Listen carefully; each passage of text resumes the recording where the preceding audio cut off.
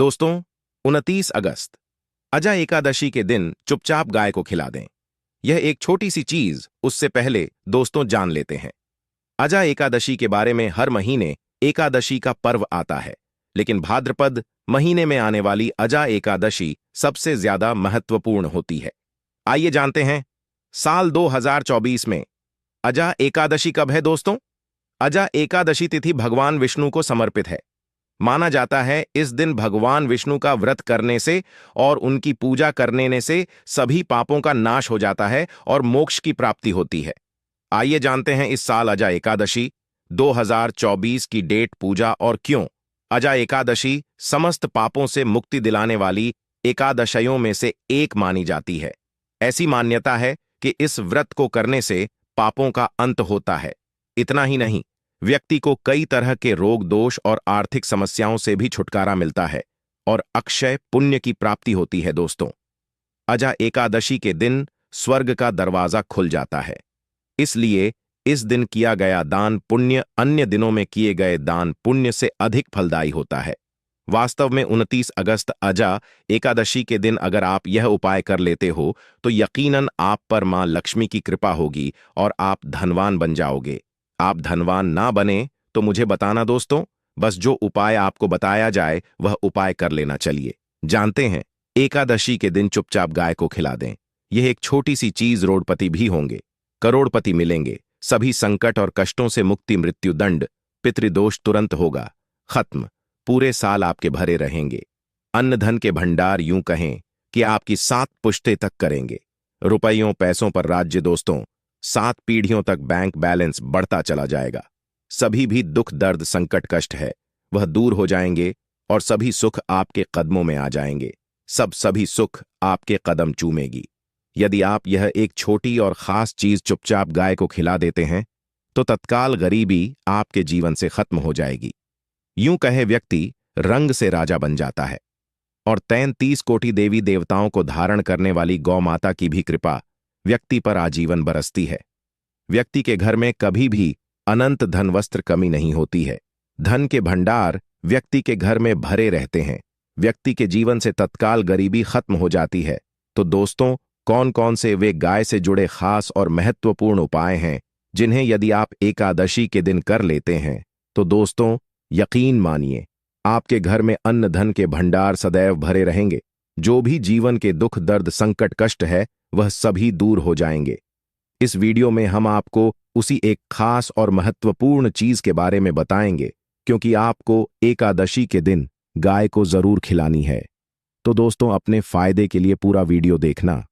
यदि आज की इस वीडियो को अपने बीच बीच में से देखा, काट काट कर देखा, तो यकीन मानिए जीवन में आपको कभी सफलता हासिल भी नहीं होगी, क्योंकि इस वीडियो में आपको कुछ ऐसे उपाय गाय से जुड़े बताने वाले हैं जिन्हें करने से आपके जीवन के जो भी दुख, दर्द, संकट है या कामयाबी होने में कोई बाधाएं आ रही, सभी से छुटकारा मिलने वाला है। यूं कहे कि आपके जीवन में अपार धन, सुख, संपत्ति की प्राप्ति हो जाएगी। कभी भी धन से संबंधित परेशानी नहीं रहेगी। आर्थिक स्थिति आपकी प्रबल हो जाएगी। धन प्राप्ति के योग्य बन जाएंगे और जीवन में सदैव अनंत धन के भंडार आपके घर में भरे रहेंगे। अनंत धन, वस्त्र कभी कमी नहीं होगी आपके घर में। तो दोस्तों, आज का वीडियो पूरा देख कर जाना।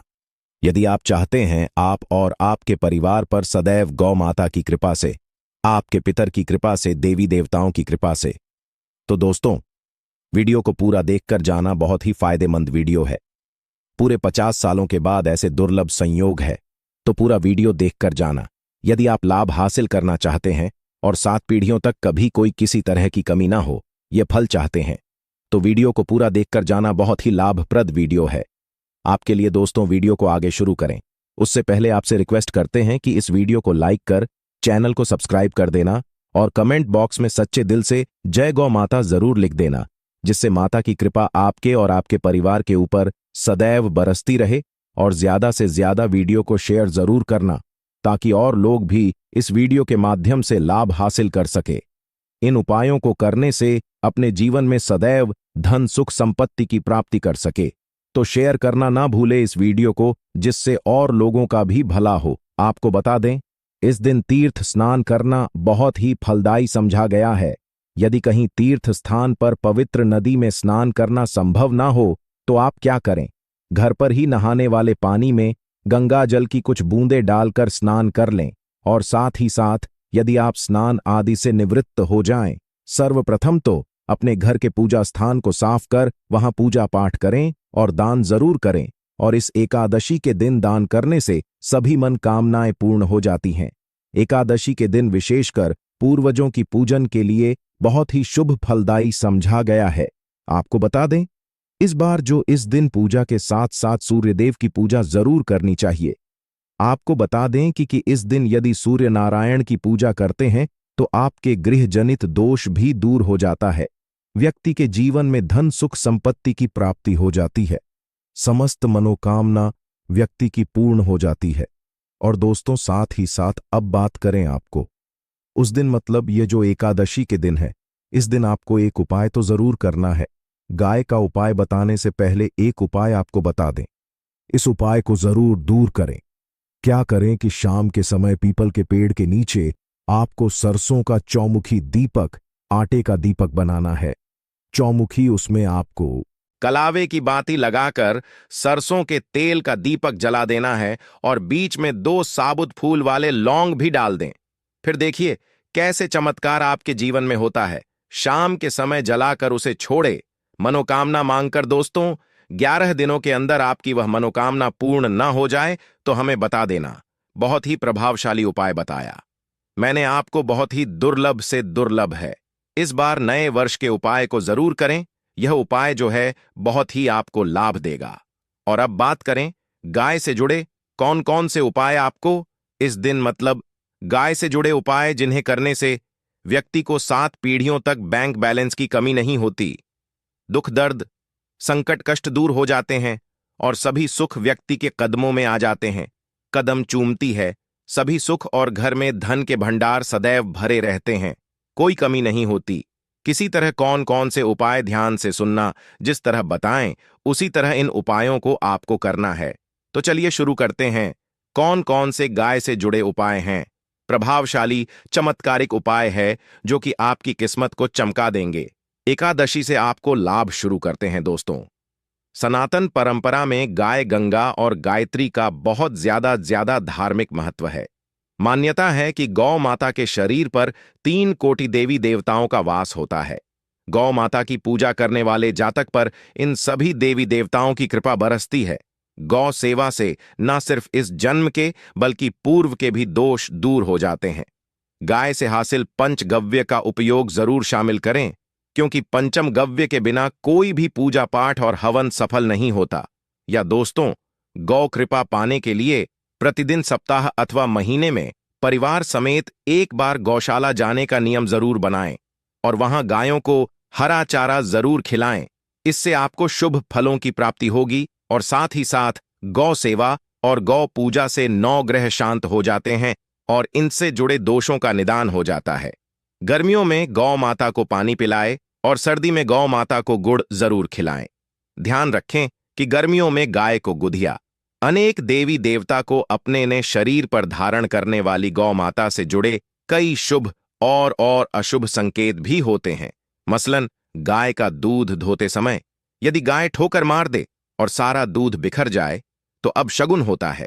यदि कोई यात्रा पर निकल रहा हो और गाय अपने बछड़े को दूध पिलाती सामने आ जाए तो निश्चित रूप से जिस यात्रा के लिए आप निकले हैं वह यात्रा आप जरूर ही सफल होगी और वह जिसके लिए आप निकले हैं वह जरूर ही पूर्ण होगा। यात्रा पर जाते समय बाईं ओर गाय की आवाज आना और रात्रि में गाय की होक करना भी शुभ होता है। दोस्तों, साथ ही करना भी शुभ होता है। दोस्तों, साथ ही साथ गाय के साथ आप भूलकर भी दुराचार ना करें, अन्यथा मिलता है घोर पाप और जीवन भर की परेशानियां बनी रहती हैं। जी हां दोस्तों, गाय को राष्ट्रीय पशु बनाए जाने और इन्हें मौलिक अधिकार दिए जाने की बात हो रही है तो सवाल उठता है, गाय संस्कृति का अहम हिस्सा है, तब भी गाय के साथ लोग खराब व्यवहार कैसे कर लेते हैं? गाय दर दर भटकती रहती है, भरपेट इन्हें चारा तक लोग नहीं देते।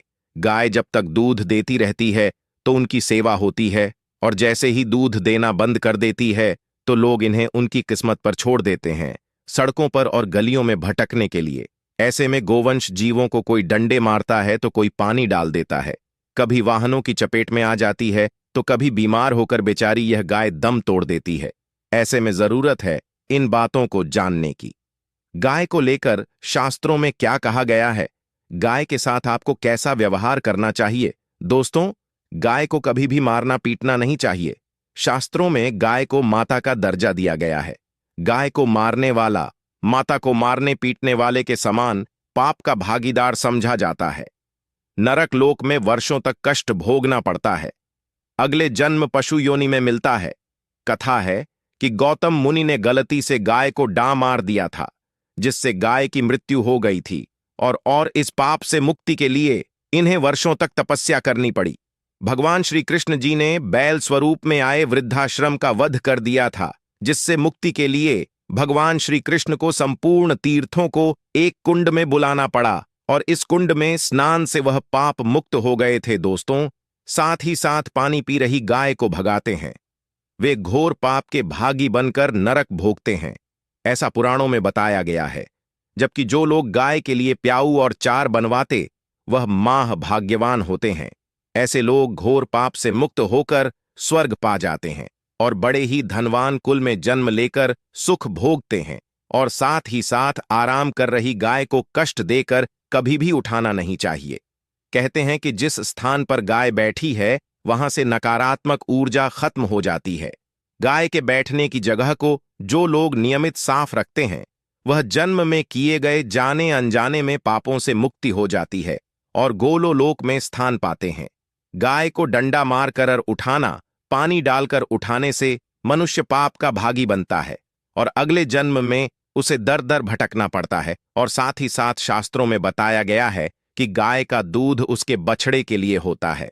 गाय के बछड़े से बचा हुआ दूध ही मनुष्य को लेना चाहिए, परंतु कुछ लोग एक बार गाय को दूध लेने बाद फिर से बछड़े के लिए बचा हुआ दूध भी धो लेते हैं।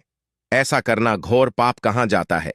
ऐसे दूध को धोने वाला और ग्रहण करने वाला दोनों ही पाप के भागी बन जाते हैं। दोस्तों, साथ ही साथ शास्त्रों में कहा गया है कि गोवंश मतलब गाय और बैल के पीठ पर नहीं बैठना चाहिए।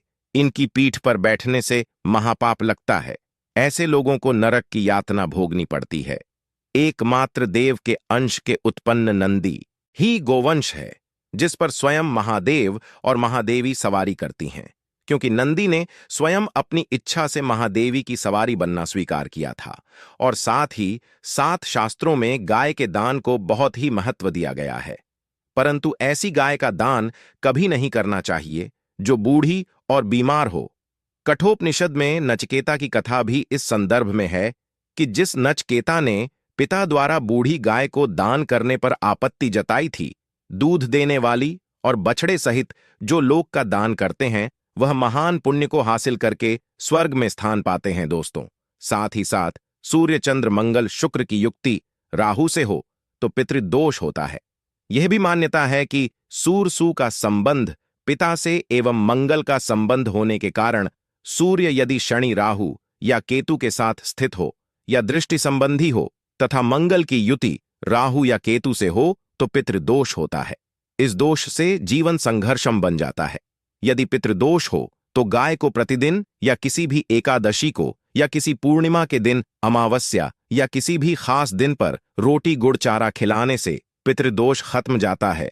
साथ ही साथ गाय की पीठ पर जो कुबड़ बना होता है वह बृहस्पति गुरु है। अतः जन्म पत्री में यदि बृहस्पति अपनी नीच राशि मकर में हो या अशुभ शिवलिंग में जा रहे हो और सामने से गौ माता आती हुई दिखाई दे तो गौ माता को अपनी दाहिनी ओर से जाने देना चाहिए। आपकी यात्रा जरूर ही सफल होगी। और जिस घर में गाय होती है उसमें वास्तु दोष स्वतः ही खत्म हो जाता है। और साथ ही साथ आपको बता दें कि गाय को आप भी रोटी बनाएं, प्रतिदिन ताजी रोटी ही बनाएं। गाय को अगर आपने रोटी बनाई है तो कोशिश करें कि उस रोटी को आप तुरंत ही गाय को दे दें। अगर आप उस रोटी को रख दें और उस रोटी को अगले दिन देंगे तो वह रोटी बांसी मानी जाएगी। गाय को कभी भी बांसी रोटी ना दें, इससे घर में नकारात्मक ऊर्जा वास करती है और जो भी काम आपके बनने वाले होंगे वह काम भी आपके बिल्कुल भी नहीं बनेंगे।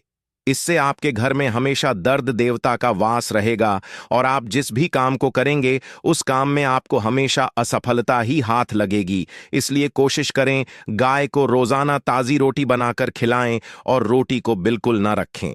बांसी रोटी गाय को ना दें और साथ ही साथ सड़ी गली चीजें गाय को नहीं खिलानी चाहिए। घर में कोई फल है, कोई सब्जी है, सड़ जाए तो लोग क्या करते हैं? गाय को देते हैं। नहीं, ऐसा नहीं करना चाहिए। ऐसा करने से यदि आप गाय को खिलाते हैं तो आप पाप के भागी बन जाते हैं। आप बिल्कुल सड़ी गली चीजें गाय को ना खिलाएं और साथ ही साथ एकादशी पर आटे की 11 लोहियां बनाकर उनके ऊपर हल्दी लगाएं। इसके बाद गाय को खिलाएं। हर एक लोही को खिलाते समय गाय के सिंघवाल आपके जीवन में खुशियां ही खुशियां होंगी। और एक बार एकादशी पर आप 7 बार गाय की परिक्रमा भी कर लें तो आपके समस्त काम होंगे। और एकादशी पर साथ ही साथ आप गाय को जब भी रोटी दे, रोटी पर या तो आप थोड़ी हल्दी लगा लें या थोड़ा गुड़ रख ले।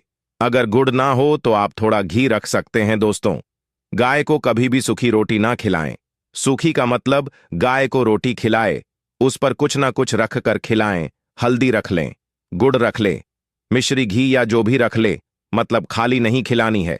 इतना करने मात्र से आपके जीवन के सभी दुख दर्द समाप्त हो जाए। दोस्तों, यह थे गाय से जुड़े कुछ महत्वपूर्ण उपाय, कुछ बातें जिन्हें आपको ध्यान में जरूर रखना है। दोस्तों, चैनल को सब्सक्राइब करना बिल्कुल भी नहीं भूलना। कृपया आप चैनल को सब्सक्राइब जरूर करें। आप सभी का धन्यवाद।